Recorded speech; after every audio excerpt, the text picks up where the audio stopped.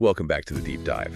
Today, we are taking on something pretty monumental. We certainly are. We're tracing the collapse of what was maybe the single greatest source of absolute power in Western history, the political dominance of the papacy. And we're going to show how that collapse is really the hidden blueprint for the concept of state sovereignty and individual freedom that, you take for granted today. It's easy to forget that for centuries in medieval Europe, the Pope was far more than a spiritual leader.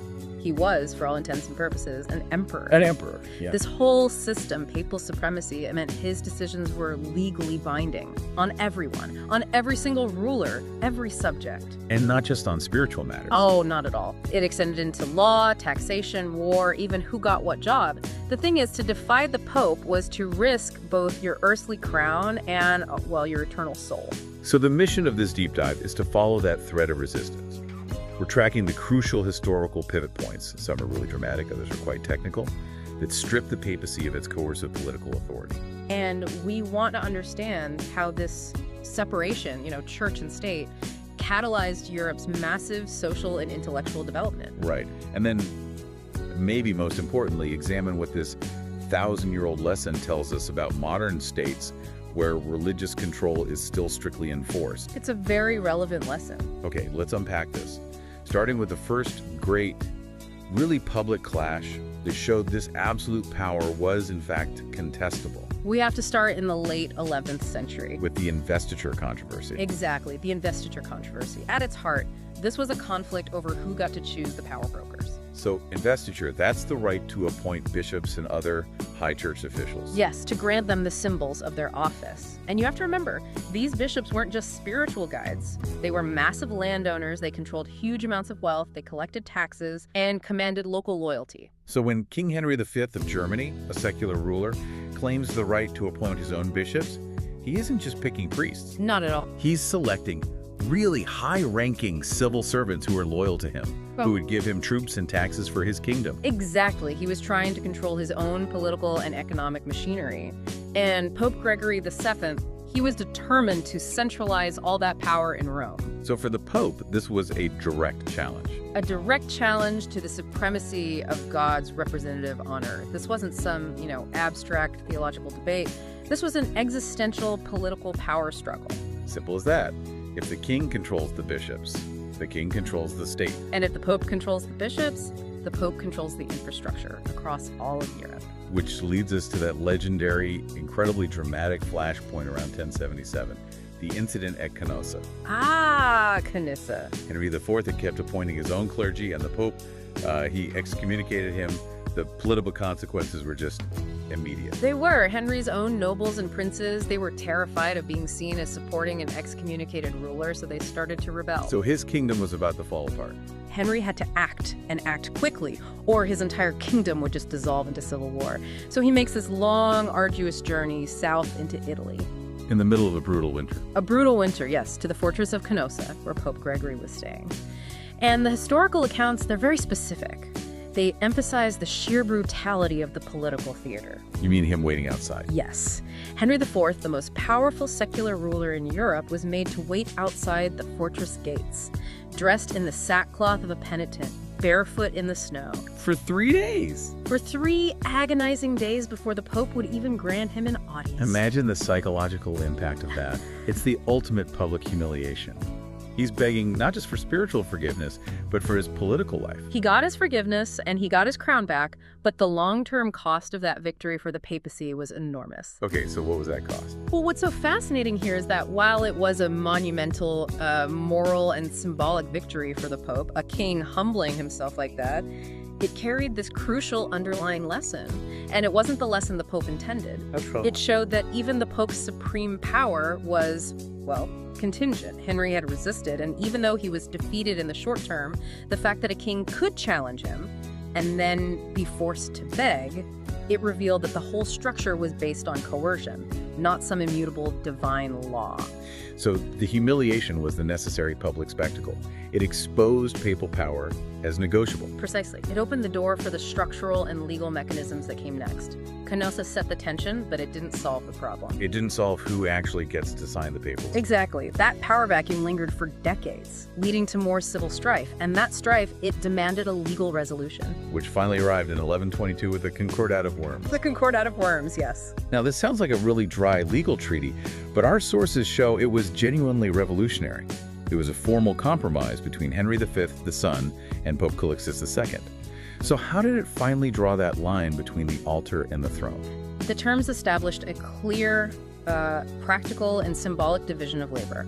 See, before Worms, one man, the king, gave a bishop both his land, which is temporal power, and his religious symbols, his spiritual power. And Worms split those two acts apart. It did, meaning the king was explicitly granted the right to bestow the temporal or secular authority. Okay. The king would invest the bishop with the scepter, which symbolized the lands, the administrative rights, and the political duties the bishop held as a vassal of the king. And the pope then retained the other half of that power. Precisely. The pope would invest the bishop with his spiritual authority, symbolized by the ring and staff. This represented his divine role, his authority over the church, his duty to God. So by separating the scepter from the ring and staff, they formally partitioned power. They did. The king was now sovereign in his political and administrative realm, and the pope was sovereign in the spiritual realm. And that's the key. If we connect this to the bigger picture, this Concordat definitively ended the absolute political power of the papacy. It established the foundational legal concept of state freedom and sovereignty in Europe. So the state could now manage its own affairs, lawmaking, economy, without needing a direct religious thumbs up for every single move. That's it, exactly. Here's where it gets really interesting. Yeah. Because the Concordat of Worms, it provided the legal space, but that space needed to be reinforced by culture, by intellect, and just by sheer political will over the next few centuries. The shift wasn't just diplomatic, it was systemic. Oh, absolutely. We see a crucial related shift starting in the 13th century, the rise of national states. Meaning, since the king was now recognized as the ultimate legal authority on his own territory, the administrative structures around him professionalized and grew. Kings in places like France, England, and the emerging German territories began consolidating real political power. And this meant that the loyalty of the public, and maybe more critically, the local aristocracy, began shifting their primary allegiance. Yes, away from the distant power structure in Rome and toward the immediate, tangible figure of the king and this developing idea of a nation-state. So things like tax collection, law enforcement, military service. They all became matters of state authority, not matters of papal compliance. The church's role was increasingly restricted to purely moral and spiritual matters within these new national boundaries. And this political freedom was then, accelerated? Massively accelerated and cemented by the scientific and intellectual revolution, especially during the Enlightenment. This was a moment that reason truly started to challenge dogma. Right. The establishment of universities, centers of learning that were, independent of immediate church control. That must have been key. It was absolutely key. Philosophers and scientists, they were driven by reason, by empirical observation, and they began actively challenging religious decrees that had stood for centuries. You start seeing thinkers like Kant and Locke promoting the supremacy of intellect, individual rights, and law based on rational thought, not divine command. And all of that led to a profound societal realization. It did. The idea that religion should be, relegated to the realm of faith, a private, moral, and communal guide. But it should not be the basis for state governance or coercive political power. The separation of church and state wasn't just a legal necessity anymore, it became an intellectual imperative. Paving the way for the concept of the autonomous, rights-bearing individual guided by reason. So that structural separation, built piece by piece from Canossa to the Enlightenment, had concrete transformative consequences for Europe. This isn't abstract history, it fundamentally changed how people live. What were the tangible results? The sources are very clear on this. Once that coercive, unified power was broken, Europe experienced an explosion of development and freedom across 5 crucial areas. Okay, let's walk through those 5, starting with governance. First, you get political freedom. Kings and parliaments could now enact autonomous, self-governing laws based on the unique needs of their states and their people. They were no longer constrained by universal papal orders on things like treaties or administration. Exactly. Second, and this is really the foundation of the modern world, came academic progress. Freedom from dogmatic constraint allowed the scientific method and skeptical inquiry to just flourish. So research into things like astronomy, physics, human anatomy. All subjects previously constrained by theological boundaries. They expanded exponentially, leading directly to the Renaissance and the scientific revolution. Third, and this is central to social cohesion, was social justice. Law became independent of purely religious dictates. Instead of law being an immutable divine command, it started prioritizing human rights, collective interests, the concept of popular sovereignty. So what is best for the people now, based on human reason? Precisely. Fourth, you see a massive shift in economic progress. This is critical. Commercial and industrial activities were freed from the political interference and, frankly, the heavy fees of the church. Especially around things like interest and usury. Yes. That shift allowed the foundational principles of modern finance and early capitalism to take root, unburdened by external restrictions. And finally, the fifth one. And finally, the most human of all the consequences, personal freedom. The public was liberated from that pervasive religious pressure on every aspect of daily life. They gained freedom of education, choice, and thought. So conscience became a private matter, divorced from state coercion. Exactly. The separation of church and state was fundamentally about protecting the individual's inner world. That's a powerful summary of 1,000 years of political evolution. Yeah. So if we synthesize this entire process from the King of the Snow to a legal treaty to the slow burn of the Enlightenment, what is the overarching universal historical lesson here? The lesson is, it's sobering, but it's incredibly consistent across history. It is. When state coercion is enforced through religion, the results are invariably negative for society. This mechanism always generates deep public opposition. It inevitably halts intellectual and academic progress. And this is critical, it fundamentally damages the religion's own spiritual and moral standing among its people. Because it becomes associated with force. Right. When religion is forced upon the public through law and punishment, the people eventually seek freedom from that coercive power. And the religion is ultimately, or is forced to be relegated to a purely spiritual and private matter. It's a compelling historical pattern. So let's bring it to today. How does this European history, which is nearly 1,000 years old, illuminate current geopolitical situations? What does it teach us about modern states that still operate under that model of religious political fusion? Well, we see clear parallels in states today where religious doctrine is used as the primary mechanism for political control. Like where? Consider Afghanistan under the Taliban. The strict, coercive enforcement of Sharia law is directly leading to intellectual and social limitations. Most visibly, of course, by restricting the education and freedom of women and youth.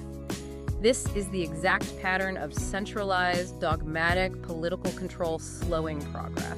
Or you could look at the continuous public protests in Iran. A perfect example. In Iran, limits on political and social freedom are imposed under religious laws, and the opposition is increasingly driven by a generation that's aware of global knowledge and thought. They're seeking self-determination. They're seeking the same separation between coercion and conscience that Europe fought for. They are, and the source material suggests a strong historical prediction here. What's that? When people are aware of modern knowledge and self-governance, the very fruits of that European separation we just detailed, and yet religious coercion remains enforced by the state, the political influence of religion will ultimately weaken. Because it's unsustainable. It's unsustainable. History indicates that political dominance just can't last when it conflicts with modern awareness, and that faith will, by the force of history and public opposition, be pushed back toward the private and spiritual sphere, exactly as the papacy was in Europe. That brings us to the close of this deep dive. We've seen how the fall of papal political power happened through a strategic progression. The moral flashpoint of the investiture controversy, the structural legal change of the Concordat of Worms, and then the powerful cultural shifts catalyzed by the national state and the Enlightenment. And that separation was the indispensable catalyst for modern political, academic, economic, and personal freedoms. It really was. This raises an important question. We've tracked how the use of state power to enforce religious law ultimately injures the spiritual and moral authority of the religion itself. The faithful come to associate their faith with oppression, not with liberation. So if religion thrives best when it is a personal, chosen path, what implications does this history have for societies today that try to equate mandated state control with genuine faith? What happens next, historically speaking, when those two incompatible forces inevitably clash? A deeply provocative thought for you to carry forward. And thank you for diving deep with us into the dramatic connections between faith, political power, and the long, winding road to securing individual freedom. We'll see you next time.